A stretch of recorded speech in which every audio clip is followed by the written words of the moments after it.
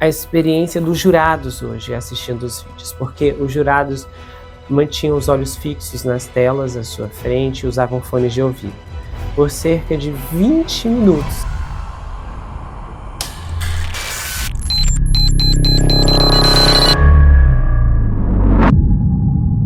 Olá pessoal, bem-vindos a esse canal. Eu sou Gustavo Negreiro, seu psicanalista favorito, e hoje estamos em mais uma atração do 24 Horas na Mira, a cobertura que eu tenho feito diária aqui do julgamento do Sean Diddy Combs. Essa é a 6ª semana, os episódios são diários e o link para a playlist do julgamento você pode encontrar fixado no primeiro comentário, se você quiser rever ou conferir dias anteriores.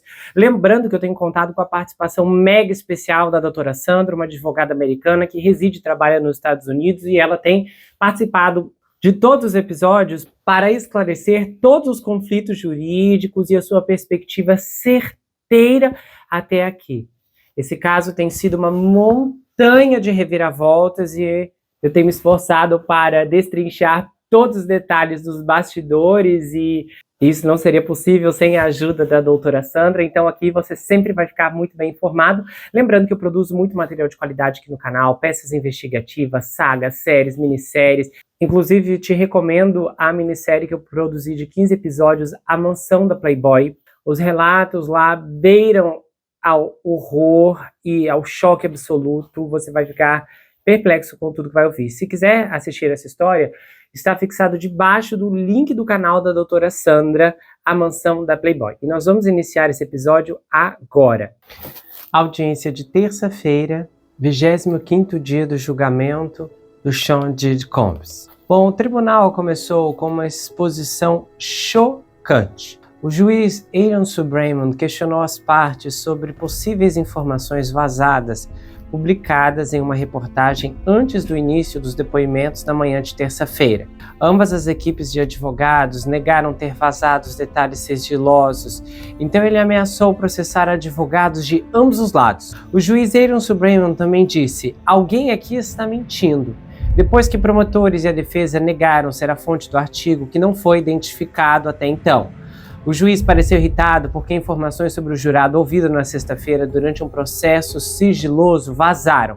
E o juiz disse que a sala do tribunal foi selada e a transcrição também foi selada, e que as informações só podem ter saído de uma das partes. Ele falou: "Uma ou mais pessoas que estavam aqui na sexta-feira nesse tribunal violaram flagrantemente as ordens deste tribunal. Uma violação da ordem de sigilo do tribunal não é qualquer coisa. Eu impus uma ordem de silêncio ao governo, ao réu e a todos os advogados da defesa, e todos os envolvidos serão responsabilizados." O juiz alertou os advogados de ambos os lados de que não haverá transferência de responsabilidade. E ele disse: "A responsabilidade é toda sua", acrescentando que os principais advogados de cada lado enfrentarão consequências por outra violação. O juiz Aaron Subraman disse que o caso deveria ser julgado com base nas evidências e não na mídia, e alertou que qualquer vazamento adicional de material lacrado resultaria em um inquérito, depoimento sob juramento, entrega de dispositivos eletrônicos ao tribunal.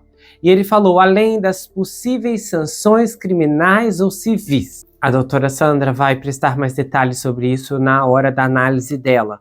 O buraco é muito mais embaixo. O primeiro a depor no dia daria continuidade à logística das festas do Diddy, apresentadas como provas, como mensagens de texto, registros de voos e contas de hotel. O ex-assistente do Diddy, Brandon Paul, também foi programado para depor mais tarde, na segunda-feira. Esse era o plano. E ele foi chamado brevemente ao tribunal alguns minutos para obter imunidade. O Diddy decidiu que não queria estar presente no tribunal para o processo de imunidade do Paul. Os jurados, então, começaram a visualizar gráficos com linhas do tempo, ilustrando mensagens de texto e ligações entre o Diddy, a Cassie e outros. Provavelmente, essa seria uma maneira dos promotores resumirem certas datas importantes e facilitar a visualização das conversas em torno de determinados eventos pelo júri. O Diddy enviou uma mensagem de texto para Cassie no dia em que a socou, que a chutou e a arrastou no corredor do hotel em Los Angeles em março de 2016. me ligue, a polícia está aqui. Nós já vimos essa mensagem antes, mas novamente está sendo reprisada para o júri. Aí o Didi ficou furioso com a Cassie por ela ter saído do hotel depois que ele a espancou em 2016. E em uma mensagem de texto posterior mostrada ao júri, o Didi disse a Cassie que estava prestes a ser preso, o que não era verdade. E aí ele escreveu assim, obrigado. Esses textos estão sendo reapresentados enquanto os promotores enfatizam sua narrativa no que pode ser a última semana do caso do governo. Os jurados estavam com dificuldades para se manter acordados na terça-feira, enquanto os resumos de mensagens de texto e ligações eram lidos. Um jurado começou a bocejar às 9h30 e depois foi visto esfregando os olhos. Outro jurado bocejou enquanto o terceiro homem abriu bem os olhos para tentar se manter alerta. A defesa, enquanto isso, estava tentando minar o caso do governo, sugerindo que a agente Delessa Pelland omitiu um contexto importante sobre o relacionamento do Didi, quando ela apresentou um cronograma de suas mensagens. Então, em mensagens obscenas mostradas à agente durante o interrogatório, a Cassie expressou entusiasmo por aspectos de suas agressões com Didi e vários acompanhantes masculinos. A defesa argumentou que a Cassie era parte voluntária dos elaborados episódios íntimos que envolviam quantidades abundantes de óleos de bebês, velas, substâncias ilícitas, álcool, além de participantes externos e que frequentemente duravam dias. De acordo com as provas apresentadas no julgamento, Didi teve agressões com várias mulheres, incluindo a Cassie, uma de suas namoradas regulares de longa data. Em outra mensagem, a Cassie disse assim, eu me diverti muito com você nesse fim de semana, obrigado. E ele respondeu, eu também. Te amo, sinto sua falta. A defesa tentou destacar o outro lado da relação violenta e turbulenta entre o Didi e a Cassie, um lado que permite a possibilidade da Cassie ter consentido com seus episódios de freak-offs, apesar das alegações da promotoria. Embora os advogados do Didi tenham admitido que ele às vezes era fisicamente violento, também argumentaram que as acusações federais que ele enfrenta não se aplicam porque a Cassie e outras vítimas participaram voluntariamente do seu estilo de vida íntimo. A advogada Tenny exibiu imagens intimamente explícitas para o júri enquanto interrogava a agente Pelland e tentou sugerir que a Cassie e o Sean tinham um relacionamento mais complicado do que o que a acusação estava alegando. O público não consegue ver nem ouvir as cenas de terror exibidas durante o julgamento, então não ficou claro exatamente o que o júri estava vendo. Logo após, o tribunal então entrou em uma pausa para o almoço. A advogada do Didi, a Tenny, na volta, retomou o interrogatório e revisou as evidências apresentadas em gráficos pelo governo. A defesa criticou minuciosamente diferentes partes dos quadros de provas, observando que algumas seções estavam faltando. Ela também apontou uma possível imprecisão em algumas datas de encontros em hotéis entre o Didi e a Cassie, além de acompanhantes, e sem contar que a agente testemunhou que houve muitas vezes em que outra pessoa estava presente, mas não tinha provas para colocar seu nome no prontuário. Então a agente falou que não tinha o nome ou os nomes de todas as pessoas em potencial presentes nas reuniões. Conversas de texto entre a Cassie e o Didi foram mostradas ao júri para ajudar a apoiar um elemento-chave do caso da defesa, que a Cassie tinha livre-arbítrio em seu relacionamento para tomar decisões, inclusive sobre suas participações nas surpresas, movidas a substâncias ilícitas e muita promiscuidade. A Cassie, então, sobre a possibilidade de um surto em uma mensagem de texto apresentada, disse, olha, eu também tenho pensado em uma e eu te amo. Você me torna uma mulher, uma filha, uma irmã melhor. E a Cassie também agradeceu ao Didi por lhe mostrar o amor e a felicidade como deveriam ser. Embora os promotores digam que o Didi era uma figura violenta, controladora e agressiva, seus advogados dizem que ela estava desesperada para ficar perto dele e amargurada pelo fato dele ter visto outras mulheres, incluindo a falecida mãe de alguns de seus filhos, Ken Porter. Então a defesa leu textos que mostravam o magnata da música e a Cassie rotineiramente trocando datas para seu próximo encontro. O Didi enviou uma mensagem em 5 de agosto de 2009. Pode ser qualquer data que você escolher. Em uma mensagem de texto, a Cassie respondeu que uma sexta-feira à noite seria o melhor para ela, para que pudesse ter o resto do fim de semana para se recuperar fisicamente antes da próxima semana de trabalho. Mas a Cassie acrescentou que, se não conseguissem conciliar suas agendas para o fim de semana de 7 e 9 de agosto, ela só estaria livre no dia 28. E aí a defesa mostrou uma mensagem de texto da Cassie para o Diddy em 7 de agosto, quando ela disse que estava ansiosa para fazer algo nele. Aí a Tani Geragos continuou a apontar mensagens entre o Diddy e a Cassie, eles estão românticos, e diz: cadê essas mensagens aqui? Mas a agente especial resistiu, e a defesa continuou analisando mensagens da Cassie que pareciam ser carinhosas, incentivadoras, e notou a sua ausência na apresentação de evidências do governo. Aí ela disse ao tribunal que a sua função não era acrescentar nada à apresentação do governo, mas revisar o que estava incluído, e que o gráfico se baseava em evidências que mostravam quem estava em reuniões e locais específicos. Então a Tani apontou para uma data do gráfico que não mostrava o nome do Diddy para indicar que ele estava presente em uma reunião específica.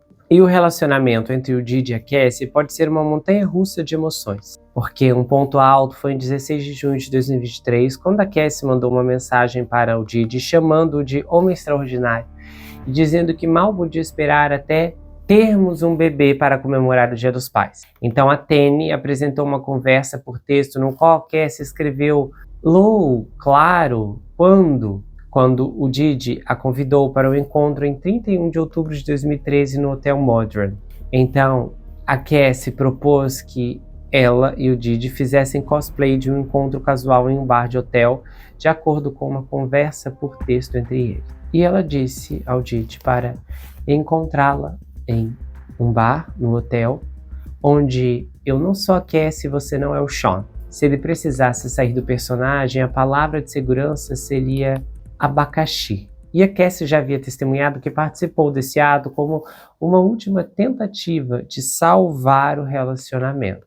A Cassie e o Sean pensaram em fazer um freak-off em 4 de março de 2016, um dia antes do infame vídeo em que ele a espancou no hotel em Los Angeles, o vídeo que acabou sendo o início de sua queda. E eles acabaram não fazendo isso naquele dia, de acordo com o bate-papo por texto, por causa de tarefas que a Cassie tinha que fazer. Então, o júri e o público em geral foram dispensados pelo resto do dia, enquanto as partes permaneceram para discutir as questões em particular com o juiz Sam Brayman. Ontem, a advogada de defesa Alexandra Champiro perguntou ao juiz o que ele disse aos outros jurados sobre o motivo pelo qual o jurado número 6 desapareceu repentinamente do painel. O juiz disse que os outros jurados foram informados de que o número 6 estava dispensado, e eles também foram instruídos a não discutir o caso ou a questão entre si. Então, a questão com o jurado número 7 seria tratada depois do tribunal, hoje, já que não foi ontem. Lembrando que o Brandon Paul, que vai testemunhar amanhã, já foi mencionado em pelo menos 3 denúncias de agressão íntima contra o seu ex-chefe e foi preso em conexão com a operação do Departamento de Segurança Interna na casa do Diddy em Miami no ano passado. Em um processo movido contra o Diddy pelo produtor musical Rodney Jones, ele alegou que o Paul trabalhava como uma mula do Diddy para adquirir e distribuir substâncias ilícitas e ferramentas de fogo. O Paul também foi chamado de mula de substâncias no processo movido pela Grace O'Meara contra o Diddy e o seu filho Christian.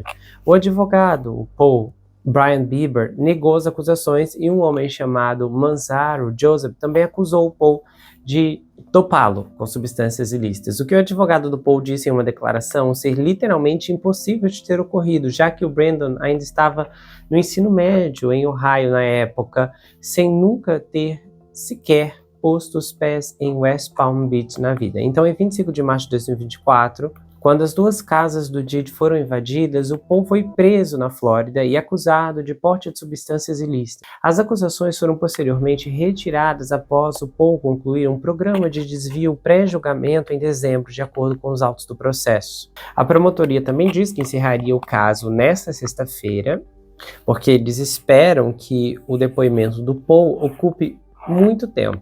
É importante ressaltar também a experiência dos jurados hoje assistindo os vídeos, porque os jurados mantinham os olhos fixos nas telas à sua frente e usavam fones de ouvido por cerca de 20 minutos, enquanto esses vídeos eram exibidos, e o tribunal permaneceu em silêncio absoluto com os jurados assistindo.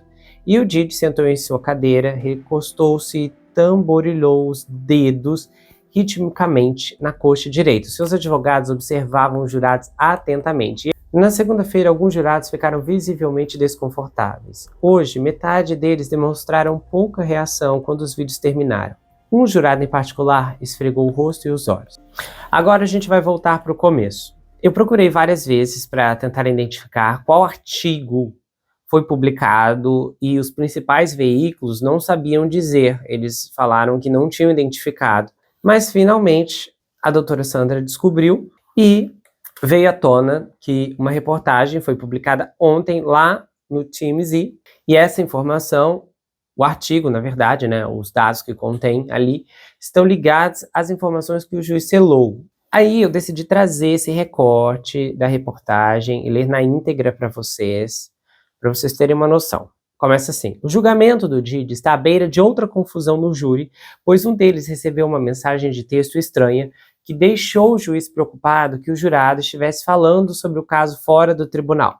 Fontes com conhecimento direto disseram ao TMZ que o jurado alertou o tribunal na sexta-feira sobre a mensagem de texto de um número de telefone que ele não reconheceu e perguntou se ele era o jurado número 6, que já estava no noticiário como alguém que o juiz Aaron Subraman poderia dispensar.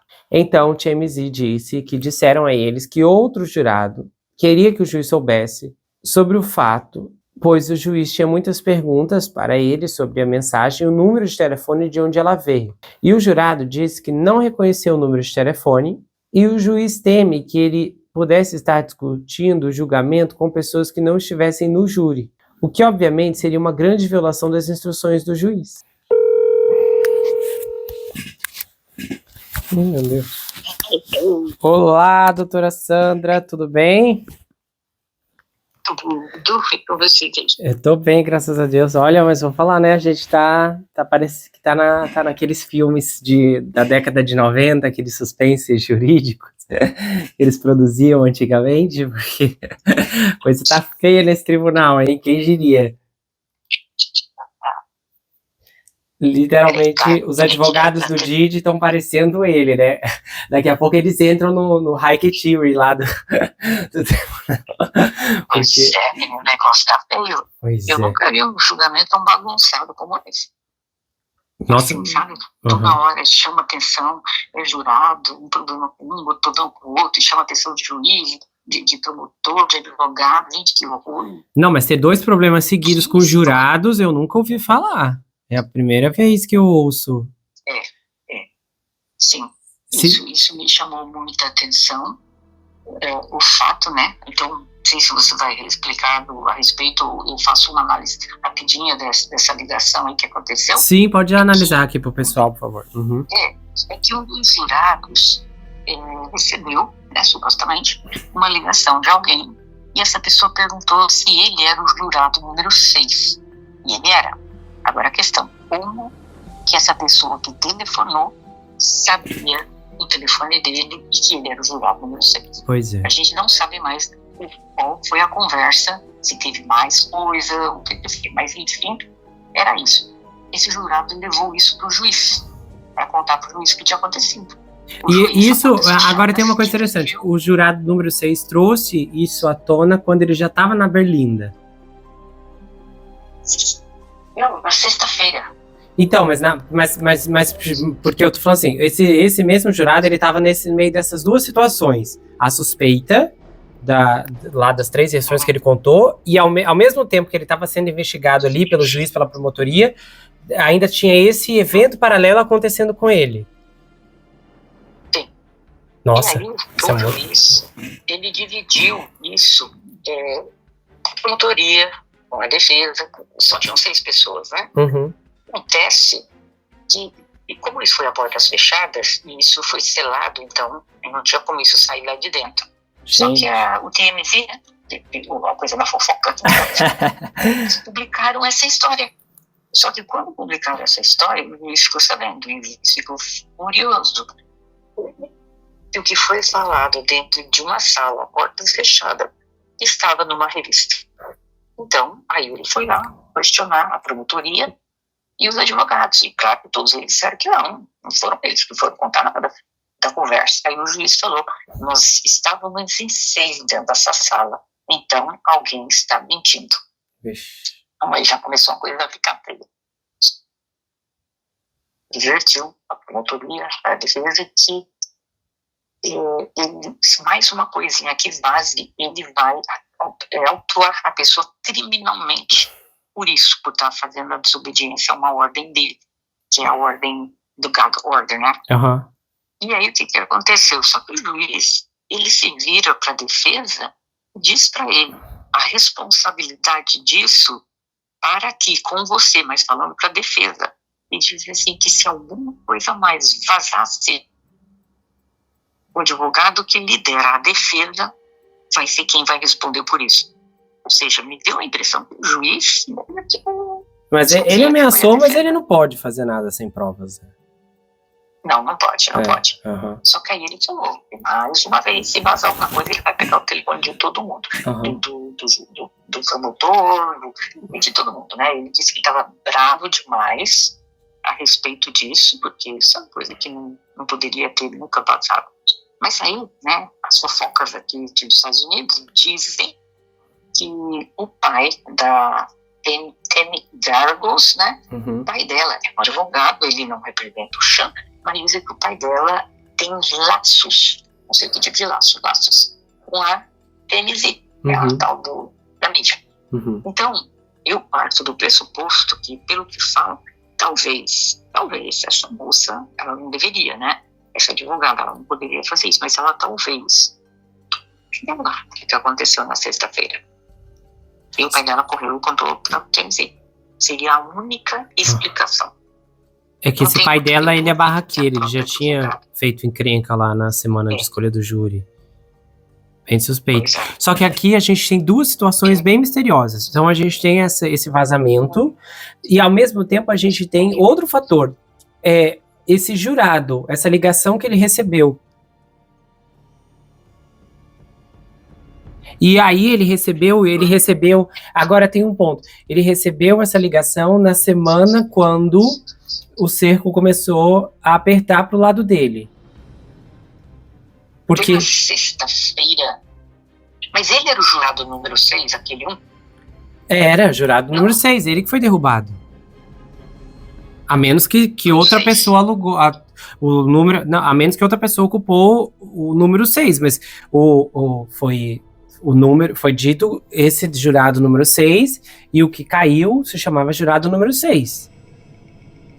Assim, mas então tem alguma coisa estranha aqui, porque da forma como está sendo colocado aqui, isso seria um segundo problema para um segundo jurado. Não, mas então seria um terceiro jurado envolvido no problema. Porque tem... Não, porque daí tem aquele...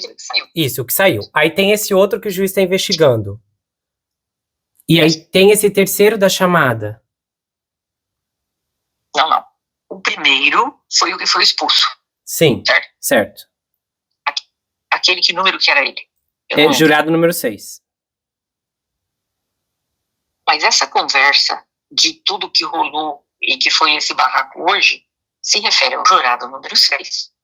Tá, só que pra mim... Só que pra mim, isso seria o segundo jurado à parte, e não o mesmo. Não, mas o problema desse outro jurado só começou na segunda-feira, começou ontem. Não, ontem, mas... Não. Na sexta ele contou pro juiz. Não, sim, mas eu tô falando... Não, mas o problema desse segundo jurado só começou na segunda-feira, entendeu? Descartando a pessoa da ligação. Sim. Então, não tem como ser o mesmo. Sim. Porque, entendeu? Esse que o juiz apreendeu o celular na segunda, não pode ter sido... Eles não ficaram sabendo dele na sexta, entendeu? Eu já não sei. Não, tá vendo a linha do tempo? Ó, a gente tem esse problema com o jurado começou na segunda-feira de manhã. Esse que tá aqui, o juiz pegou o celular ontem. Então a gente tá falando que a gente, semana passada, a gente tinha esse que a promotoria tava pressionando para sair, e então surgiu, tudo indica então que foi o mesmo jurado que recebeu a ligação. Não que agora que tá no júri. Não, sim. Então, porque no final das contas são 2 jurados com problema. Sim. Um que foi expulso e o outro. Tá, Entendeu? mas é que tá, o da chamada é o que foi expulso? O que recebeu a ligação? É o número 6, que foi Que foi expulso? Aí que tá, a minha confusão é o seguinte, se o que foi expulso era o número 6, por essa confusão toda que eu tô te contando, que surgiu ontem, sexta-feira, e ontem que foi o barraco, hoje foi o barraco lá na corte, se refere ao jurado número 6. Número 6, então, mas número 6 é o que foi, expulso. Então, deve ter sido porque somente, como o TMZ publicou, o juiz deve ter ficado sabendo e ficou pé da vida porque tinha alguém contando coisas que estão acontecendo. Não, tudo bem, mas isso é um outro problema. Mas isso é um problema específico. Isso é um vazamento do que estava acontecendo. Agora eu tô falando, nós temos a situação que estava acontecendo. Quem conseguiu o número? Como que o número desse jurado vazou? Não, e vazou para quem? Não, isso ninguém falou. Esse é um ponto, entendeu? Tem alguma coisa mais profunda na história. O TMZ é superficial comparado a... Né, ele só vazou o que estava acontecendo, mas o que está acontecendo é grave. Sim. Então, mas é que o que foi falado, tudo lá dentro, foi selado, então ninguém teria acesso a nada. Então a gente não sabe em detalhes quem teria vazado, mas me dava a crer, da forma como o juiz falou, claro que ele não acusou que foi a defesa, tanto é que depois chamou a promotoria e a defesa. Só que depois ele se vira para a defesa e fala de uma forma tão dura, dando meio que a entender, eu entendi dessa forma, como se estivesse chamando a atenção da defesa, entendeu? Porque não tem cabimento uma coisa dessa. Só que a gente não sabe o que foi conversado com esse número 6, se foi um papo de 1 minuto, de 10 minutos, a gente não sabe porque está selado. A pessoa que vazou a história por cima, não completa. Sim, e o TMZ publicou. E aí o juiz falou, vazou. Alguém aqui dentro falou. Não, e outra coisa, hoje ele encerrou mais cedo. Novamente, para discutir algo sobre o jurado agora. Que jurado, não sei o que. Peraí, eu acho que eu vi a... Peraí, que eu acho que eu vi a foto. Eu sei qual. Eu acho que é jurado número... Peraí, ai meu Deus. Peraí, gente. Eu tenho aqui... Mas que é isso? Que bagunça é essa? A NBC descobriu qual é o jurado. A NBC descobriu e jogou na reportagem. Meu Deus. Peraí, que eu tô até com print aqui. Vou mandar pra senhora. Eu tirei print. A NBC jogou. Peraí. Tô achando meu print. Achei. Jurado número 7. A senhora vai ler aqui o que tá escrito e eu traduzo, tá em inglês. É outra a coisa. Eu tô me sentindo no filme de suspense agora, doutora Sandra. Tá. Olha só. Você me mandou? Então, peraí, tô mandando aqui. Foi. Olha aí. Vocês vão ver essa imagem, gente. Enquanto... Não. Peraí, o quê? Ai, meu Deus. Foi. Tá bom. Chegou. Pode olhar. Ok. O número 6 foi removido devido às inconsistências aonde ele morava. O jurado número 7 pode ter falado de forma imprópria a respeito do caso com um colega antigo. Ixi. Tá, então eles descobriram que é o jurado número 7, entendeu? Eles descobriram que a NBC descobriu que é o 7. Deus. Mas isso aqui vai virar uma bagunça. Se continuar desse jeito. Todo mundo ali acho que já pensando nos livros que vão poder lançar, nos filmes que vão fazer. Isso vazou de manhã. Imagina.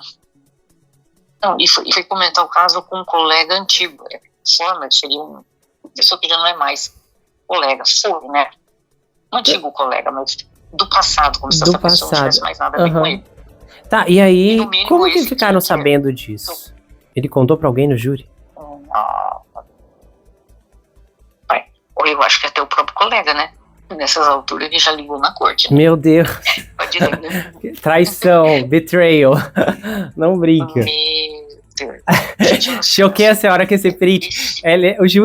Esse juiz tá muito atrás. A imprensa tá descobrindo. Cada um tava. O TMZ, a NBC. E a NBC vazou logo cedo. Quando eu abri hoje eu vi lá. Tava a reportagem rodando em inglês. Eu vi por acaso, porque senão eu não teria sacado. Aí eu tirei o print e falei: pera, jurado número 6, número 7, isso não é coincidência.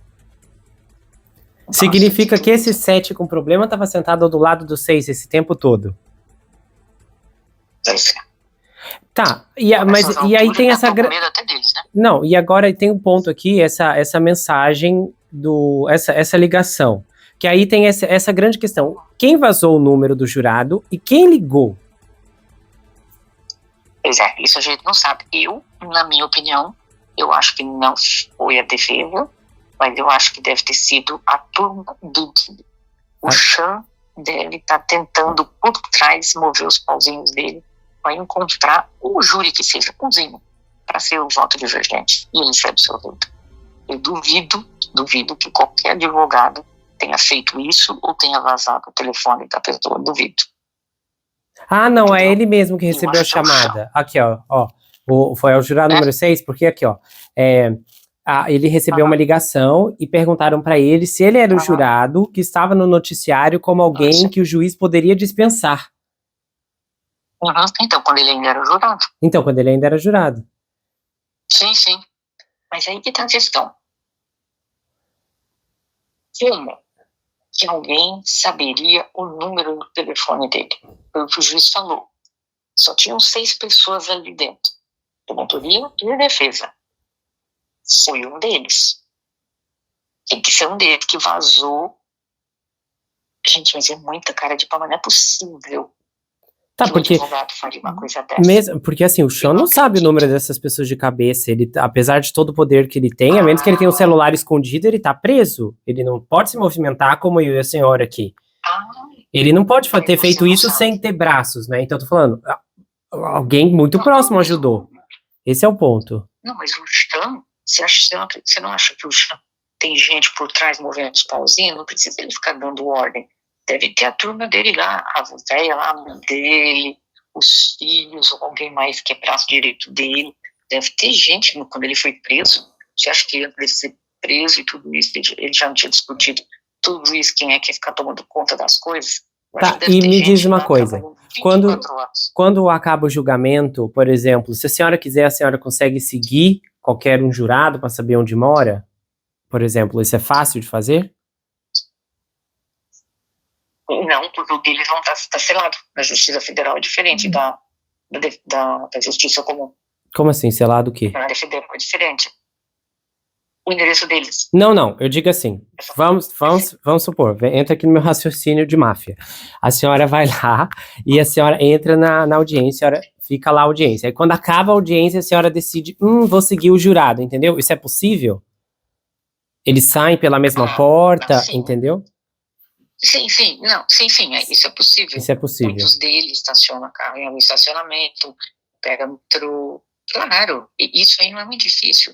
Vamos supor que a equipe do Didi está lá fora do chão. Vê o jurado saindo, segue o jurado. Aqui nos Estados Unidos, se você colocar o endereço da pessoa no Google, sai a vida inteira dela. Com quem morou nos últimos anos, quem são os familiares, o número do telefone, sai tudo da pessoa. Eu mesmo tive que pedir para excluir meu nome em mais de 100 websites, porque saiu o telefone da minha casa e meu endereço. E eu nunca dei ordem para isso.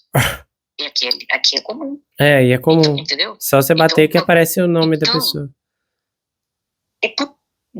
É possível que essa pessoa tenha sido seguida. Que seja da equipe do Sean, tenha sido seguida, viu o endereço da pessoa, vai nas buscas, joga no Google, só assim descobre o telefone e tal. Isso é comum. E isso para mim soa bem como coisa meio de primária feita pela turma do Didi. Não acredito que esse advogado, imagina se prestaria uma coisa dessa. Não dá pra botar a mão no fogo também, né? Mas por eles, essa altura. Tá pago, né? Ganhando ou perdendo, eles estão pagos, entendeu? Eu duvido que eles arriscariam. Pra mim, isso é gente do Sean tentando. Tá, e a senhora acha que como que ficaria... Tem amigos dele, né? Não, mas e como que ficaria o clima? Vamos supor... tipo assim, o clima entre eles, né? A própria equipe do Didi, no caso os advogados e ele, porque daí, se não foi obra, se os advogados não têm envolvimento nenhum nisso, é muito provável que eles estão olhando entre si e pensando, meu Deus, esse homem tá fazendo coisas que nós estamos sabendo, né? Como é que fica a situação? Sim. Pois é, mas talvez até perguntem para ele vai negar, claro, né?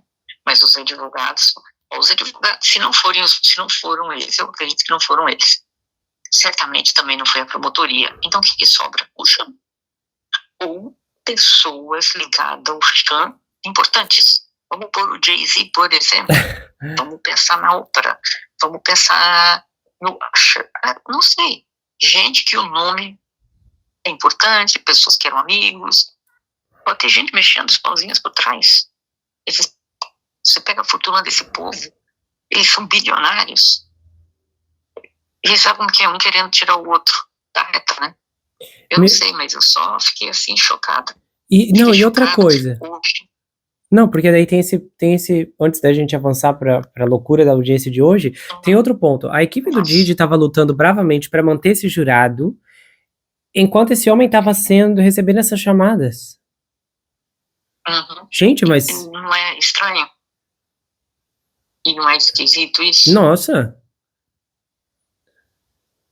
Eu acho que os próprios advogados deles, entre eles, sabem que isso é coisa do Didi. Meu Deus. Meu Deus. Gente, que é isso? Agora é interessante, esse tipo de informação, ela nunca viria à tona, sei lá, nem daqui a um ano, quando esses documentos, ninguém nunca ia saber disso? Não. Até parece que é um segredo nacional, né? Ninguém pode saber que já recebeu uma chamada. Que exagero. Aí o que eles fazem quando eles publicam? Eles redatam, eles colocam aquelas tarjas pretas em cima da parte que a pessoa não pode ler. E quem pode ler uma coisa dessa, por exemplo? Qualquer um. Não, mas vamos supor, quando a informação está selada, quem pode ter acesso? Ninguém. Nunca mais ninguém? Não. Se o juiz sela, não tem ninguém que tem poder para desselar? Desselar, nem sei se existe. O quê? Não. Uma vez selado, sabe, ninguém tira isso, entendeu? Ninguém tira. Ninguém nunca vai poder saber. Um outro juiz não pode. Se decidirem rever o caso, descobrem, sei lá, uma coisa extraordinária lá na frente, no futuro, a FBI, vamos entrar, ninguém pode acessar e olhar os arquivos. Não. Nossa. O que tá selado, você não vê nunca mais. Vixe. É porque a sentença, se você vai se basear que depois disso, esse caso vai continuar, vai ter uma sentença, não sei o quê. O que foi selado não pode ser divulgado. Aí, eu só sei que drama também. Tá ficando feia a coisa lá. Tá sinistro final, isso. As coisas estão ficando... Sei lá, eu senti uma coisa assustadora dessa vez, olha. Gente. E o juiz disseram que o cara tava bravo, tava muito bravo. Eu falei, uau. Essa semana... E é uma tensão crescente, porque agora que a gente está se aproximando da reta final do julgamento, a gente sabe que as medidas desesperadas começam a aparecer perto do fim mesmo. Sim. Então, eu fico pensando, até que ponto ele está disposto, ou seja lá, quem está por trás disso, está disposto a levar essa situação? Bom, ele sempre achou que o dinheiro dele fala mais alto, e ele passou 20 anos da vida dele, se não mais, 30, fazendo coisas ilícitas e ninguém nunca pegou, e ele ainda continua achando, eu acho. Ele é um narcisista, um psicopata mesmo, né? Eu já falei, ele é um serial killer, né? Ninguém acredita, né? Mas ele é. Meu Deus. Gente, eu fico pensando, só falta a gente... Aconteceu um homicídio com alguém ligado a esse tribunal. Pois é. É um perigo. Eu tô assim meio passada, né? Mas essa semana toda, de ontem para hoje, as coisas começaram a esquentar. E você viu hoje a baixaria. Vamos lá. Vamos na baixaria de hoje, né? Vamos ver lá mais ou menos, né? Novamente, né? A tal da testemunha lá, né? A mocinha que representa a vítima sumária, né? Então, ela começou a ler mensagens, né? Que foram trocadas entre o Chan e a Cassie, né? E, terrivelmente, tem umas mensagens assim que eu não tô até agora sem entender por que a promotoria liberou. Para você ter ideia, a defesa, o Geragos, ele mostrou mensagens que ele extraiu do sumário da promotoria. Meu Deus! Ou seja, gente, eu não tinha... Sim, Que isso? Então, e é possível fazer isso, e pode, não é ilegal. Mas aí, o que ele foi? A promotoria burra devia ter não colocado aquelas coisas, ou ter feito de uma forma que a defesa não tivesse acesso. Então a defesa hoje falou, até então deixa eu pegar umas mensagenzinhas aqui que favorece a gente. Ai, meu Deus. E começou Gente, olha. as mensagens dela, a Cássia dizendo que queria fazer um free-conf com ele. Meu Aí Deus. depois, pra você ter ideia, eu fiquei chocada com o Sean, ele teve que pagar no motel, gente, $47 mil quase. Isso ia te dar o quê? Uns 230 mil reais, só para reparar os danos que ele fez no hotel. Gente. Eu falei, gente, isso era um free-off ou era uma guerra? Porque que isso? O cara destruiu o hotel? Meu Deus. Porque $47 mil, só de toalhas, ele teve que pagar $9 mil, quase 50 mil reais. Só de toalhas que ele estragou lá dentro. E esses 47 mil, deve ser, porque ele fica na suíte, né, tem aqueles sofás lindos de couro, aquelas coisas, ele deve ter passado óleo em tudo que era aquilo, e aí essa conta imensa, né? E aí o pior que me deixou iradíssima foi o fato da agente especial, né, falar dos vídeos que foram extraídos do telefone da Cássia e tal. Aí eles me apresentaram vários vídeos, assim, dos free-coffs, né, com aquelas cenas íntimas, e disseram que 5 dos jurados assistiam com as mãos, assim, segurando o rosto. Meu Deus. Gente. Os vídeos, eles assistiram muitos, mas na faixa de cada 4 minutos de cada vídeo. Gente. Imagina as cenas que deve ter sido. Todo mundo é adulto aqui, pode imaginar as cenas, né? Então, agora imagina os juízes vendo aquela cena toda, achando que a moça está se divertindo, gente, que a moça e são pessoas bem mais velhas, os jurados, meu Deus. Sim, gente. sim. Vai falar, nossa, olha a mocinha ali. Aí depois pega mais mensagens dela, onde o Sean diz assim para ela, quando que nós podemos fazer um free-coff? Você escolhe a data, o Sean diz para ela. Você escolhe qualquer data. Aí ela fala, pode ser do dia 7 ao dia 9 de agosto, mas depois disso eu só vou estar livre depois do dia 28 de agosto. Ou seja, a defesa tentando provar que ela, de livre e espontânea vontade, fez a escolha de qual dia que ter e quais dias não ter, né? Meu Deus. Ou seja, isso aí pega um pouco mal. Outras vezes, quando ele diz assim, vamos fazer o free-coff tal dia, aí ela fala yes, mas aquele yes com um monte de S, como se alguém falando sim, sabe aquele cheio de aninhos no final? Ou seja, como se ela estivesse feliz, né? Depois ela manda uma mensagem para o Sean, que misericórdia. Ele diz, estou resumindo, tá? Não vou estar lendo essa parte. Ela diz que ele é namorado, amante, amigo. Nossa, agradece por ele estar na vida dela. E ela já se vê tendo filhos com ele. Meu gente, Deus. uma melação assim que você fala. Uau! Como que pode uma coisa dessa? Então, hoje a gente vê que se os jurados pegaram essas mensagens, viram esses vídeos, aliás, tem uma outra coisa. Ela mandou uma mensagem para o Sean em 2012 que ela dizia assim, ela estava tendo flashbacks sensuais de ontem. Nossa. Que era um dia do free-coff. Meu né? Deus. Então, como se ela estivesse dizendo a tal da frase que ela falou para ele.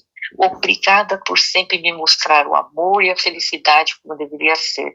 Mal posso esperar para termos um bebê para comemorar o Dia dos Pais. Gente. A promotoria, peraí, deixa eu ver. A promotoria colocou tudo isso na pasta sumária deles. E fala sério. Porque não é possível. Como que me deixa umas coisas assim? Pois é. A primeira coisa que vem à mente é o Sean comprou a promotoria entre ontem e hoje. E, entendeu? E eles falaram, ótimo, esses milhões vão mudar nossas vidas. Galera, mexe pra gente salvar esse cara amanhã, porque que é isso? Como que colocaram essas mensagens dela tendo flashbacks? Como que acharam que isso ia ajudar no caso? Pois é. Isso não tem desculpa. Gente, isso não tem desculpa. Eu ficaria com vergonha. Se eu tô acusando alguém, eu sei que ninguém é perfeito como vítima, né? Às vezes você tem mensagens ali e tal. A primeira coisa que eu penso é, vamos esconder essas mensagens, deletar, apaga, joga o celular da ponte. Como eles adicionam... Isso parece sabotagem. Então, foi um errinho ali deles. Um errinho? Vários erros. Vários erros. Todas as mensagens que denigrem a vítima, eles deixaram ali... E tinha mensagens de natureza íntima explícitas. Foi. Eu vi uma delas que eu fiquei horrorizado, que ela falou que tinha vontade lá de fazer algo nele, que eu falei, meu Deus, eu não acredito que leram isso para os jurados. Eles então, perderam a mão. Elas, né? Aí então, gente, todos esses vídeos de, sabe, que todo mundo falou, os vídeos eram de natureza íntima explícita, né? E então, aí o júri pega uma coisa com a outra e começa a pensar, né? Será que ela é vítima mesmo? Será? Quer dizer, eu particularmente, jamais, se eu fosse a promotoria, eu teria trazido esses vídeos para mostrar. Em primeiro lugar, o depoimento da Cássia foi tão forte, tão impactante, com tanta credibilidade, que eu acho que só o testemunho dela, por si só, fala tudo. Não precisava trazer isso, porque isso vem meio que a detonar, apesar que ela falava, né? De vez em quando ela dizia que ela marcava, ela que ligava para os caras, ela fazia isso, mas porque supostamente ela tinha que fazer. Mas ela sempre se explicou dizendo, né? Agora, a gente ainda não tinha gostado muito de ouvir algumas coisinhas quando era ela que tomava a iniciativa e tal, mas tudo bem, foi poderoso lá o depoimento dela e a gente se convenceu. Só que aí veio o povo hoje e ver tudo isso. O vídeo, ela com esses caras, fazendo aquelas coisas. Muitos jurados vão falar, meu Deus, essa moça mentiu em tudo. Nossa, olha ela se divertindo aqui, olha a cara dela, olha o que ela está fazendo pro cara. A exposição desses vídeos não faz sentido se ela não está sendo agredida, violada, se não está nítido que ela está sendo forçada. Pois é. Se fosse um vídeo, né, ela totalmente dopada, caída no chão, desacordada, sabe, amarrando, qualquer coisa assim, a gente fala, olha só, o cara pegou a moça, fez tudo aquilo, ela estava desacordada, não teve livre consentimento, até eu entendo. Agora você vai me trazer vídeo pra mostrar essas coisas? Pois é, e psicologicamente não faz nem sentido, pensando assim, de uma perspectiva de associação, se o Sean nem tá presente no vídeo porque ele tá segurando a câmera, como que esse vídeo vai ser associado a ele de forma negativa se não tem nada ruim ocorrendo ali? Se não tem nada aversivo da perspectiva de quem tá sendo exposto a toda essa filmagem?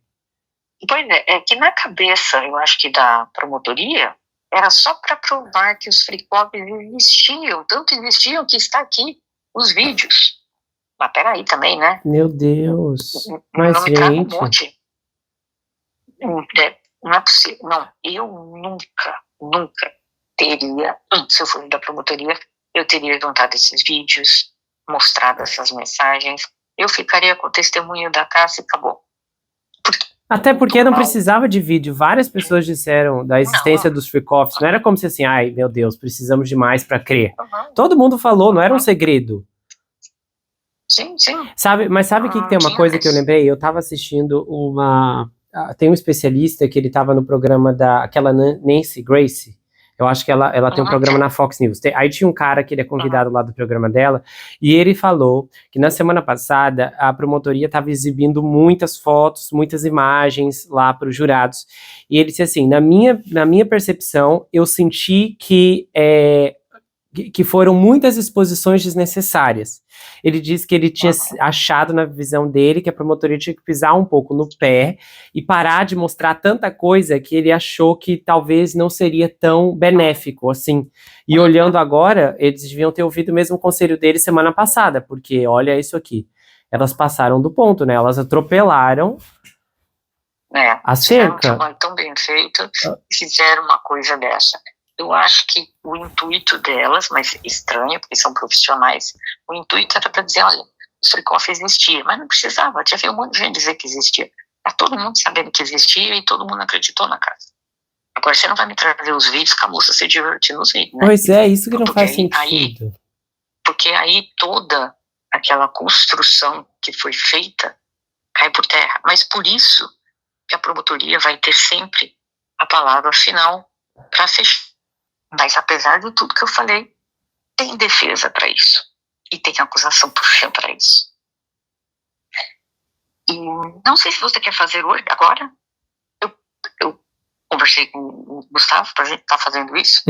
Porque tudo que nós falamos aqui agora, tudo que eu mencionei também, e o Gustavo, deixa a gente assim um pouquinho com raiva, vamos dizer, da Cássia, um pouquinho de decepção, cara, mais com a promotoria, mas tipo assim, poxa vida, olha as coisas que ela fala pro cara, pensando em ter filho com você, que noite maravilhosa, blá blá blá. Então, a Cássia eu nem me decepciono com isso, porque ela meio que já tinha dito mesmo, que a gente já tinha notado, ela meio que não escondeu, eu acho que ela não tem culpa, porque era a promotoria que devia protegê-la, porque ela foi franca, sim. né? Ela foi franca. Mas mesmo assim, a promotoria vai ter a chance de justificar isso tudo que foi visto hoje. E eu posso te provar. Tá, vamos lá então. Vamos lá. Eu escrevi aqui hoje, conversei com o Gustavo, que se eu fosse da promotoria, para eu poder fechar, eu vou estar falando especificamente da Cássia, tá?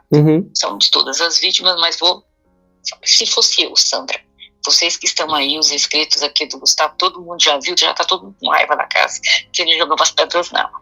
Agora, eu vou, obviamente que a defesa, a acusação é para acusar o Chan, mas não é para defender a Cássia. Só que o trabalho da promotoria é explicar para o júri o que viram naqueles vídeos.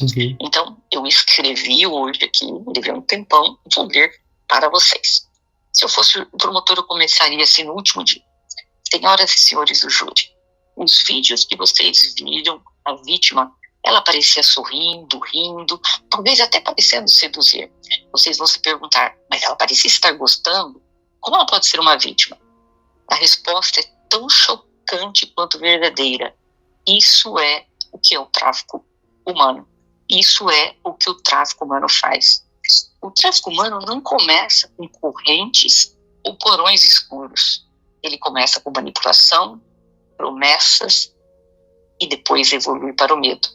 A vítima não estava sendo seduzida ou seduzindo. Ela estava sendo vendida, usada, filmada, violada diante das câmeras, enquanto o mundo assistia achando que era um show de prazer. Essa jovem foi convencida, controlada e usada. Ela aprendeu a sorrir mesmo quando estava sendo violada. Aprendeu a fingir prazer para sobreviver. A câmera registrou o corpo dela, mas jamais registrou o terror que ela sentia por dentro. Não se deixe enganar pelas imagens. Quando uma pessoa é coagida, enganada, ameaçada ou isolada emocionalmente, não existe consentimento verdadeiro. Existe domínio, controle e escravidão. Esses vídeos que vocês viram não devem ser vistos como vídeos de prazer, mas como uma prova da perversidade de quem a traficou. Porque no tráfico, o sorriso, até o corpo, pode ser um mecanismo de sobrevivência. E é por isso que aqui estamos, para dar a voz a quem só aprendeu a sofrer em silêncio, para dar nomes aos gemidos de prazer, aos sorrisos, às risadas e o ambiente de sedução. Ela sorri, parece se entregar. Alguns de vocês talvez pensem, ela quis, ela gostava. Mas vou dizer a verdade nua e crua. Esse sorriso era a última defesa de quem foi quebrada por dentro. A entrega nada mais foi que um mecanismo de sobrevivência. O que vocês viram foi um pedido de socorro travestido de sedução. Sean Combs tirou a dignidade e a voz da vítima. No tráfico humano não é só o corpo que é usado. A mente é destruída e a alma é vendida. E se você ainda estiver se perguntando por que ela não fugiu, por que ela não denunciou, por que ela não disse não, eu respondo: o medo paralisa. O medo não faz uma pessoa falar, O medo faz a pessoa se calar. O medo congela a pessoa. Ela não consegue correr. O medo transforma o corpo em uma prisão e a mente em total silêncio. Vocês não a viram lutando, esbravejando, gritando para se desvencilhar daquela cena íntima. Mas quando alguém é ameaçada, humilhada, drogada, filmada, exposta, você não reage, você sobrevive. E muitos acham que a sobrevivência tem a ver com o desespero, mas nem sempre isso é verdade. As pessoas que sobrevivem, elas desenvolveram técnicas, passam a ser complacentes, mas não confundam complacência, que é uma reação forçada pela dor e pelo medo, com aceitação voluntária ou consentimento da vítima. Não confunda sobrevivência com consentimento. Às vezes a complacência vem acompanhada de sorriso, de uma risada. O medo tira da vítima o direito de dizer não. Nos vídeos que vocês viram, ela parece participar e até se divertir. Mas saibam, ela não estava livre. Ela estava dominada, amordaçada pelo terror. Você hoje aqui tem um papel marcante para trazer justiça para essa vítima. E lembre-se, não podemos julgar liberdade quando o que existe é o cativeiro. O cativeiro pode ser a própria mente da vítima, porque quando ela é manipulada, enganada, ameaçada, exposta, usada, ela não precisa de uma cela.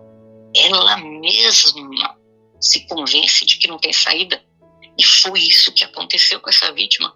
O que muitos denominaram estes vídeos como um show de prazer, não era prazer. Era uma dor disfarçada, era um medo maquiado. Não confundam pânico disfarçado como entrega voluntária. No tráfico, a vítima, quando o corpo é exibido, a liberdade é retirada. Vítimas como ela aprenderam a obedecer, a sorrir e a parecer disponível. Porque dizer não pode custar violência física ou pode custar até a própria vida dela. Eu peço a vocês hoje que não se deixem enganar pelos vídeos. Não confundam submissão com consentimento. Não confundam terror com prazer. Não há nada mais cruel do que ser rotulada por colaborar com a própria escravidão. Muitas vítimas carregam a dor de parecer cúmplice da própria exploração. Jurados, essa dor é silenciosa, é invisível nos vídeos, mas grita dentro de cada mulher que já foi usada como mercadoria. O corpo dela cedeu muitas vezes, mas a alma resistiu em silêncio. Senhoras e senhores jurados, existe uma ferida que a vítima carrega mesmo depois de libertada. É a vergonha de ser vista como alguém que aceitou. Os vídeos mostravam um verdadeiro show de prazer e luxúria, mas vocês não viram quando ela chorava depois que as câmeras se apagavam. A única pessoa sendo julgada aqui é Sean Combs, um homem que tem a bússola do caráter quebrada. A vítima não está em julgamento. O único veredito aceitável é que o Sean seja declarado culpado, pois dessa forma você trará justiça para a vítima. Não deixe essa vítima carregar um peso que nenhuma mulher deveria carregar. O peso de parecer culpada. O peso por ter sobrevivido estas atrocidades. Eu ouvi uma frase de um autor desconhecido que até o dia de hoje ressoa na minha mente. A maior dor de quem sobreviveu ao inferno é ser julgada por não ter morrido lá dentro. Não fechem os seus olhos para o caso como um todo. Não foquem nos vídeos. Não foquem nas mensagens. Pois quando o júri fecha os olhos para os fatos e ouvidos para a verdade, justiça não apenas falha, ela fere vítima uma segunda vez. Não se deixe conduzir pelo preconceito, pela dúvida plantada aqui pela defesa ou pela pressão social, pois assim a justiça vai se tornar cega. E é aí que nasce a injustiça mais cruel, aquela que silencia a vítima pela segunda vez. Hoje, é responsabilidade de cada um de vocês contar o que foi silenciado, mostrar o que foi escondido, dar nome a quem tem que ser apagado, pois as vítimas que foram caladas, como esta daqui, por muitos anos, talvez, na visão de muitos, foi até cúmplice. Dos vídeos que vocês viram, é a prova de um crime brutal, silencioso. E por trás de cada imagem, essa é a verdade que as vítimas, como a Cássia, nunca puderam contar. Mas hoje é a responsabilidade de cada um de vocês contar a história dela de uma única forma, fazendo justiça, condenando o Sean Combs à prisão perpétua sem chance de liberdade condicional. Uau, doutora Sandra? Doutora Sandra, tá me ouvindo? Alô? Uau, bravo! Bravo, ficou ótimo! Será que a promotoria vai conseguir fazer algo tão bom assim no final? Acho que eles poderiam ser melhores, são 5 mulheres guerreiras. Mas... essa quantidade aí a gente não sabe, né? Foram os Eles tentaram pisar a bola essas últimas 2 semanas. Mas, nossa, ficou ótimo, ficou ótimo. Eles deviam chamar a senhora para fazer essa declamação final. A senhora que tem que ligar anonimamente para lá e falar, olha, tô mandando por correio. Mas você sabe que tudo que eu escrevi, eu piamente acredito nisso. Porque eu trabalho com vítimas do tráfico humano há mais de 20 anos. Eu tive a oportunidade de sentar na frente de vítimas, como aquela jovem que eu te falei que eu representei, que é casada. Foi o primeiro vídeo que ela fez com o marido dela, forçado. E depois disso, ele usou esse vídeo por anos para ameaçar, mandar esse vídeo para os pais dela e acabar com a vida dela lá no Nepal. Então, eu vi de perto. Era uma menina bonita, jovem, inteligente, casada com um homem rico, mas presa, não conseguia sair de lá. E se você visse os vídeos que eu cheguei a ver, são terríveis, né? Eu aposto com você que são iguaizinhos os da Cássia. Quem vê aquilo fala, nossa, isso aqui é filho, né? Isso aqui não é um tráfico humano. Mas era um tráfico humano. Por incrível que pareça, as vítimas, elas se tornam complacentes. Meu Deus. Mas muitas delas dentro do tráfico humano é para sobrevivência. Mas a sobrevivência não tem nada a ver com consentimento. Muitas delas têm medo do que pode ocorrer. A Cássia tinha uma série de coisas que aprendiam. Eu acho que até mais. Eu nunca a vi como uma pessoa deslumbrada pelo dinheiro, pela fortuna dele, de forma alguma.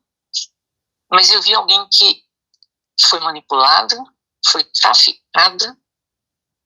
E olha, eu dou os parabéns para ela, que ela conseguiu sair de dentro disso sozinha. Sozinha que eu digo, obviamente ela teve ajuda de profissionais para isso, mas ela conseguiu refazer a vida dela. Ela conseguiu sair com o Alex, né? 3 filhos. Sim. Então, mas da mesma forma que eu vi o vídeo dessa minha cliente, e eu tenho certeza 100% que ela foi traficada e a justiça reconheceu que ela foi traficada, a justiça mandou pagar 75 milhões de dólares para ela. Eu acredito piamente na mesma coisa aconteceu com a Cássia. História bem semelhante, bem jovenzinha, os vídeos, a mesma coisa. Não sei quantos homens. Eu ainda falei pra você, eu falei, nossa, a Cássia ficou com menos homem do que a minha cliente, a minha passa de 70. Mas depois, sentada com elas 3 vezes, vários anos, eu ouvi da boca dela e eu acreditei. Ela achava tudo aquilo nojento. Mas eu assisti o vídeo, falei, imagina, tá gostando. Mas não, ela se sentia suja. Tentou tirar a vida dela 3 vezes. Nossa. Mas você vê num vídeo daquele, meu Deus, você jamais imagina que aquela moça tentou tirar a vida dela 3 vezes por causa aquilo que ela fez. E você jura que ela está fazendo de livre espontânea vontade. Mesma coisa, era o marido filmando. Mesma baixaria que esses homens. E ela conseguiu sair de dentro disso. Então, eu só espero que o júri consiga ver que a Cassie, mesmo diante daqueles vídeos, o que eles viram, aquilo não se chama consentimento. Aquilo se chama sobrevivência. E as vítimas que passam, principalmente desde muito jovem, minha cliente tinha 19 anos, quando começou também, muito novinha, uma pessoa um pouco mais velha, milionária, tudo aquilo. E hoje em dia, você senta e conversa com ela. Ela diz, eu não tenho nem um terço do que eu tinha quando eu vivia com ele, mas eu tenho algo que eu nunca experimentei a minha vida inteira com ele. Eu durmo em paz e eu acordo em paz. Eu não tenho aquele medo de que, meu Deus, o que ele vai aprontar para hoje à noite. Ela falou que esse terror até hoje assombra. Ela faz análise até hoje e tudo mais. Mas ela disse, não me importa. O dinheiro é de menos. Se eu pudesse voltar, tirava, pagar tudo isso. Mas é algo que aconteceu, foi manipulada. E igualzinha a Cássia, eu vejo essa menina, eu vejo a Cássia, não vejo diferença nas duas. E eu assisti o vídeo, mas mesmo assim, eu poderia pensar o que esses juízes pensaram hoje. Mas conversando com ela, e vendo os casos de tantas outras vítimas que eu trabalhei no caso, eu pude ver que realmente nada do que parece ser é o que foi. E é verdade, uma das coisas que eu falei no caso dela, eu falei no caso aqui disso que eu escrevi para, se fosse a defesa, né? A defesa não, se fosse para fazer a acusação do chão, que a coisa mais cruel que alguém pode sofrer é ser rotulada que ela colaborou com a própria escravidão dela. Porque não deixa de ser escravidão. Você vê um vídeo daquele, Gustavo, eu aposto que você vê um vídeo daquele, você fala, a moça estava fazendo o que queria. Mas você não sabe. As mordaças que a pessoa tem é do terror, é do medo, é da vergonha.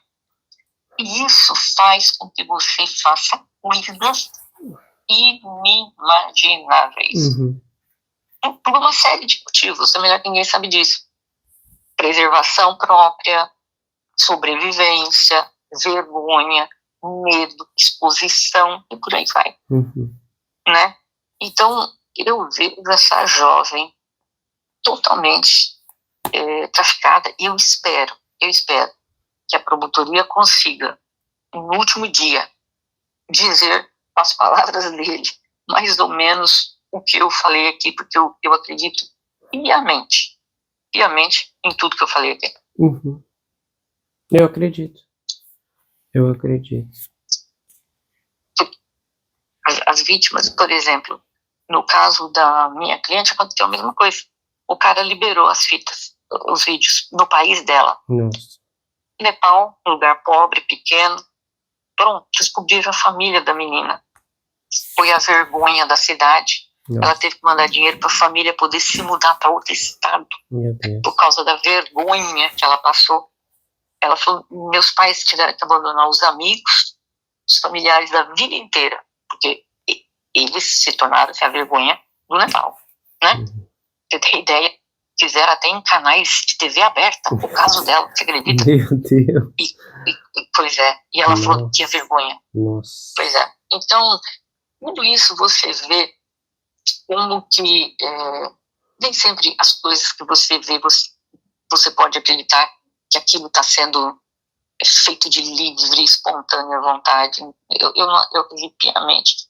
Quantas e quantas vítimas ficam em silêncio por causa do instinto natural de preservação. E às vezes o instinto de preservação é atuar, é fingir que está adorando tudo, é fazer que está tudo maravilhoso. Mensagem que foi o dia mais lindo da minha vida. Você, para sobreviver, você faz muita coisa que talvez foge do nosso entendimento, porque nós nunca estivemos numa situação como elas estiveram. Mas talvez, se estivermos, vamos fazer igual. É instinto natural de preservação. Ou você faz, ou você vai acabar sendo espancada como ela foi. Ela teve muita sorte, e dou graças a Deus que ela saiu viva. Quantas outras não tiveram a mesma sorte dela? E quantas delas estão perdendo a vida nesse exato momento que nós estamos conversando? Por quê? Porque não foram complacentes. Então, é só isso que eu queria que o júri entenda, que é um pedido de socorro travestido de sedução, mas que de prazer isso não tem nada. Isso é um grito de terror de uma pessoa que ficou paralisada e não sabia como sair de dentro daquilo. Praticamente é isso. Falei demais hoje, né? Não, eu espero que o júri consiga ter, apesar que eu acho que assim, né, foi um risco muito grande, porque né, a gente já estava em paz com a Cassie, né, eu não... Essas mensagens assim não me chocaram no sentido a ponto de descredibilizar a história dela, né, porque eu já, desde o começo, eu sempre achei que ela sofria do vínculo traumático. Agora a gente se preocupa com esses jurados porque eles estão sendo atingidos, né, por uma defesa que vem com... que é muito difícil de... Eu acho que o grande ponto é que a gente está tendo, ao longo dessa cobertura, tanto essa visão dos fatos, do que está acontecendo lá dentro, e aí a perspectiva da senhora de um alinhamento jurídico e do significado do consenso, do não consenso, do tráfico e de tudo que engloba essas cadeias, além, né, das explicações psicológicas que a gente tem discutido aqui diariamente. Só que o júri, eles sofreram um desfalque, eu acho que nessa perspectiva psicológica, né, eles não tiveram chance de serem avisados sobre isso. Agora vai ficar na reta final da defesa, da promotoria conseguir elucidar o que, na minha perspectiva, seria muito melhor se todos esses dias eles já estivessem com essa informação na cabeça, porque funcionaria como um contra-argumento. Então... Mas sabe o que é? A gente tem um ditado aqui nos Estados Unidos que a gente sempre diz, eu já falei isso para você, é duas coisas que o júri nunca esquece, quem fez a abertura e quem fez o fechamento. E vai ser no dia que fechar que eles vão dizer tudo isso, para que tudo isso esteja fresquinho na memória da pessoa quando ela for para aquela sala e falar, nossa, realmente, agora tudo que a promotora falou é verdade, né? Pois é. Nossa, coitada da moça, fez tudo. Olha, Gustavo, pegamos o caso da Elizabeth Smart, aquela menina que foi abduzida quando tinha 13 anos de idade, lembra? Sim. Eu fiz, não, a gente fez a Natasha, né? Eu fiz com a senhora. Olha só, quantas chances a Elizabeth teve de poder simplesmente dizer, ele me abduziu, dezenas, e nunca o fez. Por quê? Porque o medo paralisava. E ela voltava para o mesmo lugar, o cara fazia aquelas coisas horrorosas com ela. E você não consegue entender, mas como a menina estão lá almoçando, tendo hambúrguer no local como ela descrevia, iam para parques, como que nunca falou para ninguém? Mas não, viu policiais dezenas de vezes, nunca se aproximou. Pra você ter ideia, no dia que o policial perguntou se ela era Elizabeth Smart, ela negou.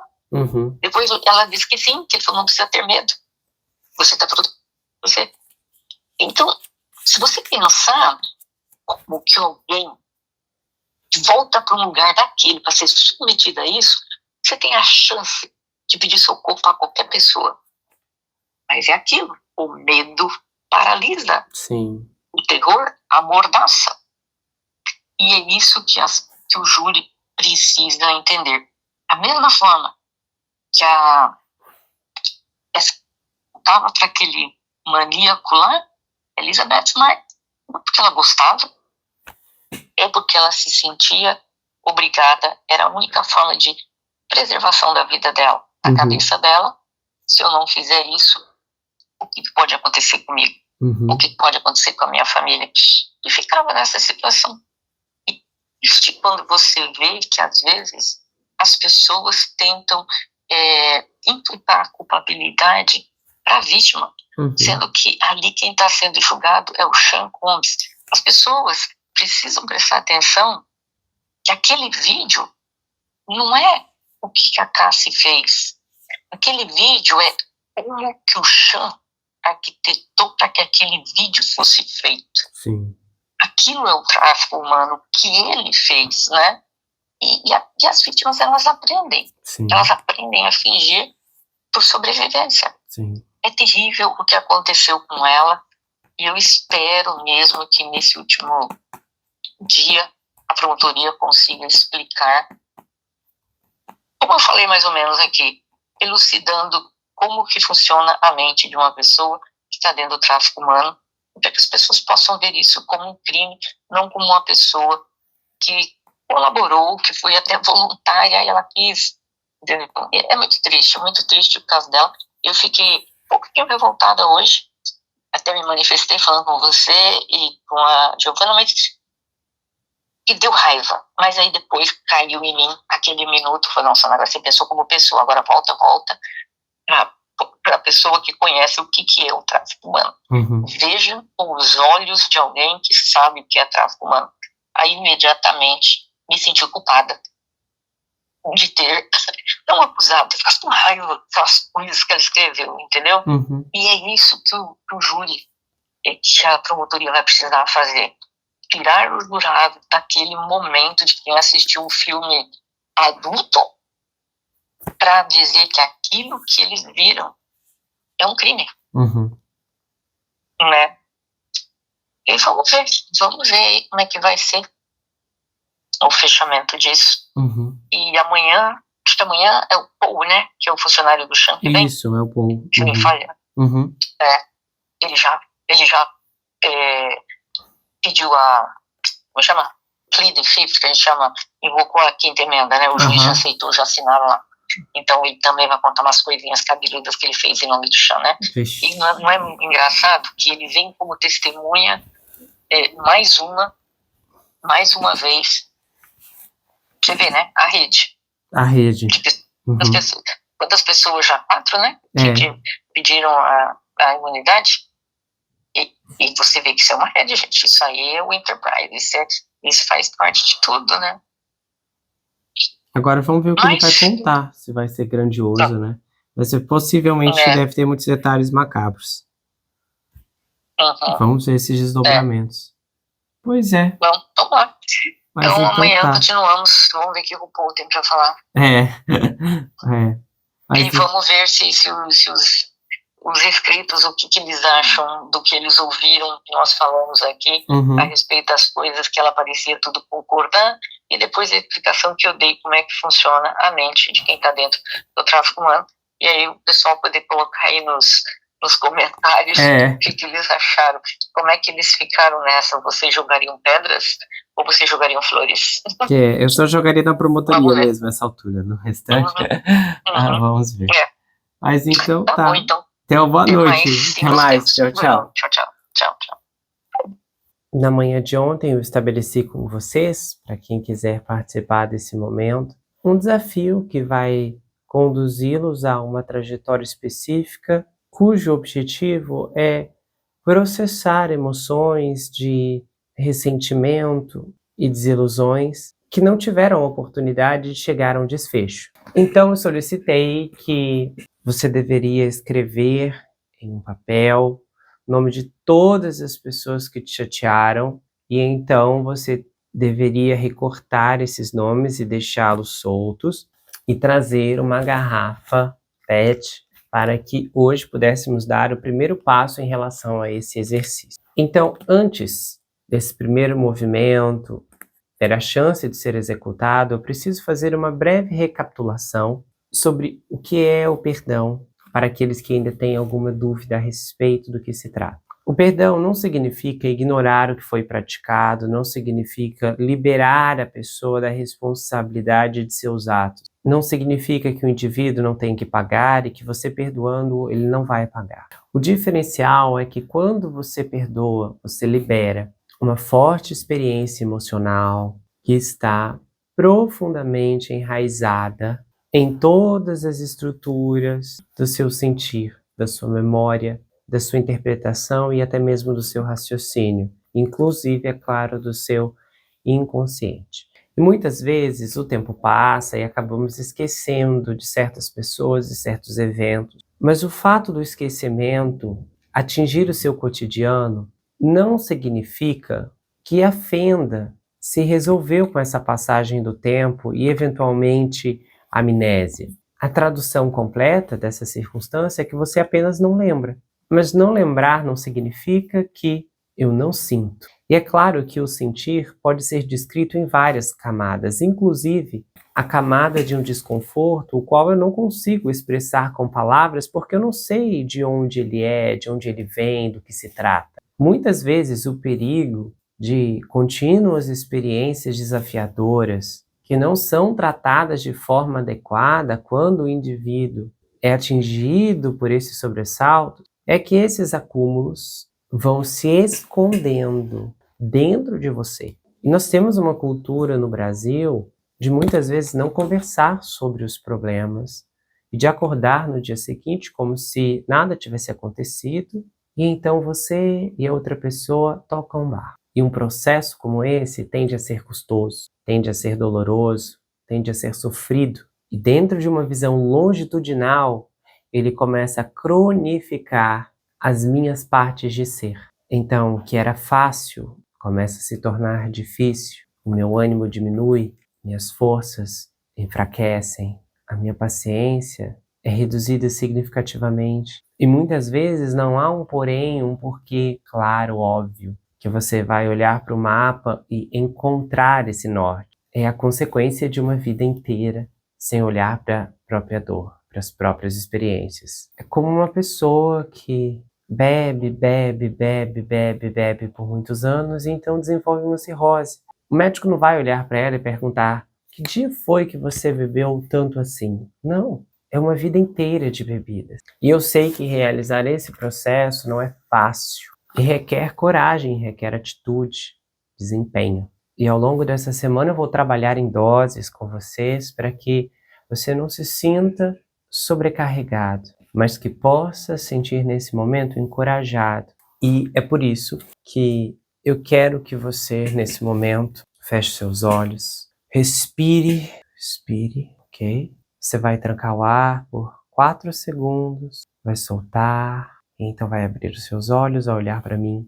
E nesse momento eu quero que você olhe para todos esses nomes que estão agora na sua mesa, no seu caderno, e eu quero que você identifique os nomes mais fáceis dentre os presentes nessa lista serem perdoados por você. Apenas os nomes mais fáceis hoje. Então, em uma escala de 1 a 10, cujo 10 representa os nomes mais difíceis, as resistências mais extremas, você vai se afastar desses sujeitos essa manhã ou essa noite, seja qual momento você estiver conferindo esse episódio. Você vai, então, selecionar os nomes que se enquadram na classificação 1, ou seja, há menos resistências, obstruções, as feridas são menos latentes. Assim que você fizer essa separação, você vai pegar o nome dessas pessoas. Você vai pegar um por um, então isso pode ser um trabalho que vai ocupar um tempinho. Normalmente, pessoas mais fáceis de perdoar são indivíduos que estão envolvidos em circunstâncias mais limitadas de nossas vidas, ou seja, suas intercorrências desagradáveis são menos numerosas ou menos intensas. Então, como estou me baseando nessa probabilidade, você vai pegar o seu papel, o nome desse sujeito, dessa pessoa. Você vai lembrar agora da circunstância, você vai lembrar do indivíduo causador, desencadeador desse momento. Você vai repetir exatamente o que eu estou dizendo aqui, ok? Fulano, nesse momento eu quero que você saiba que eu sinto muito pelo que você me fez, sinto muito pelo que você causou a mim. Sinto muito pelo evento tal, X e Y. E eu quero que você saiba que você errou, porque eu sei que você errou. E eu quero que entenda que o que você fez me provocou um grande mal-estar, desencadeou em mim as consequências X, Y, Z, W.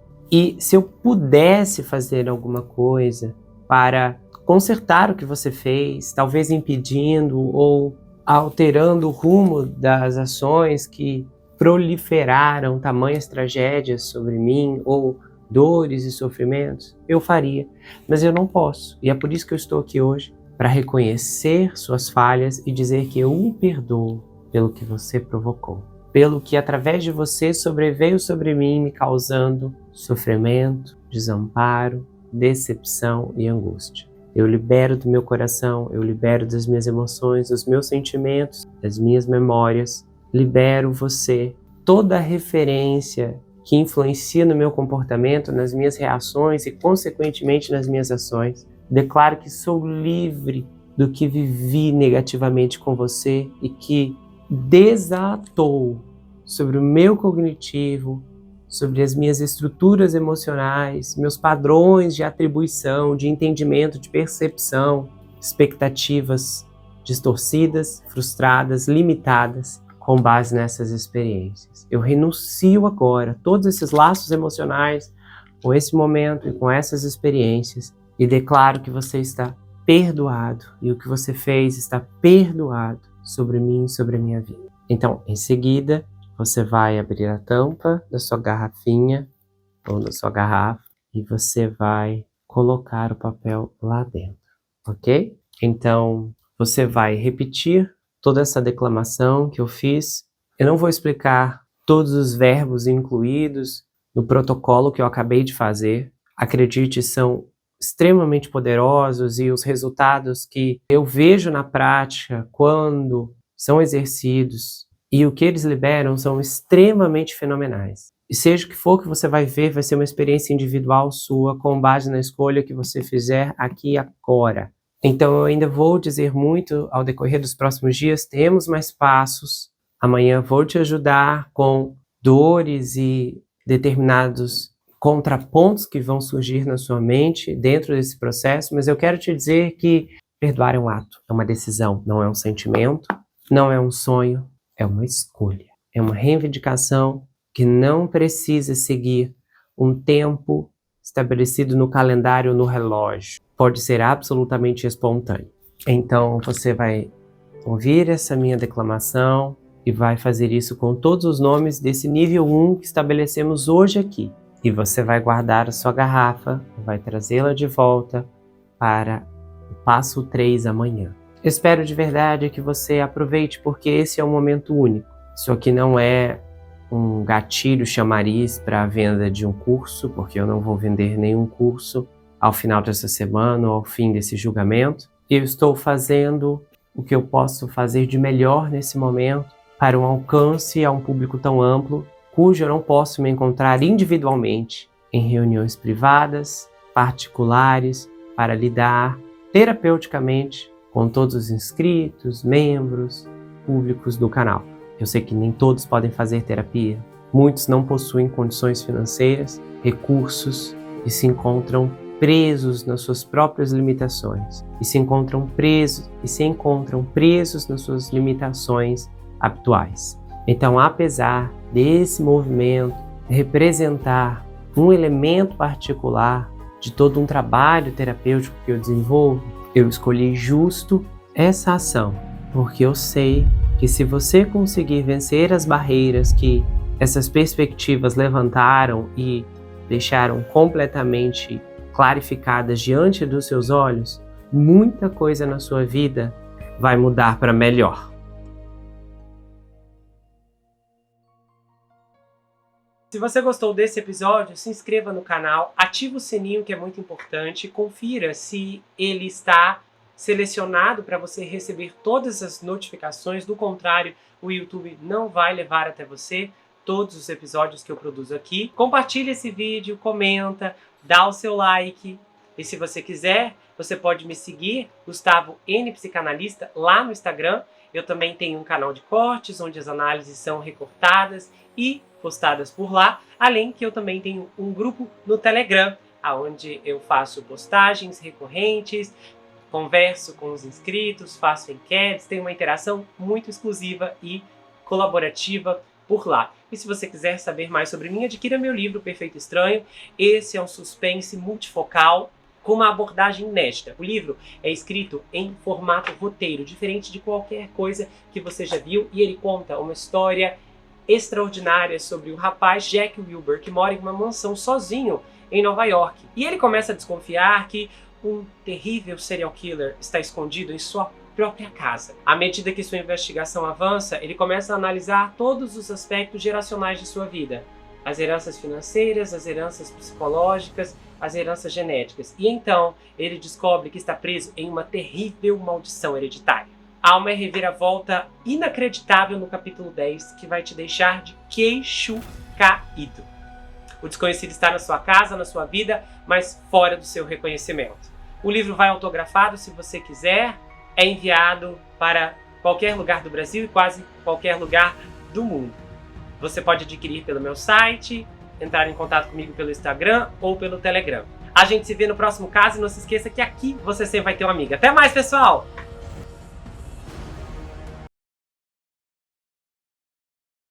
Se você gostou desse episódio, se inscreva no canal, ative o sininho que é muito importante, confira se ele está selecionado para você receber todas as notificações, do contrário, o YouTube não vai levar até você todos os episódios que eu produzo aqui. Compartilhe esse vídeo, comenta, dá o seu like, e se você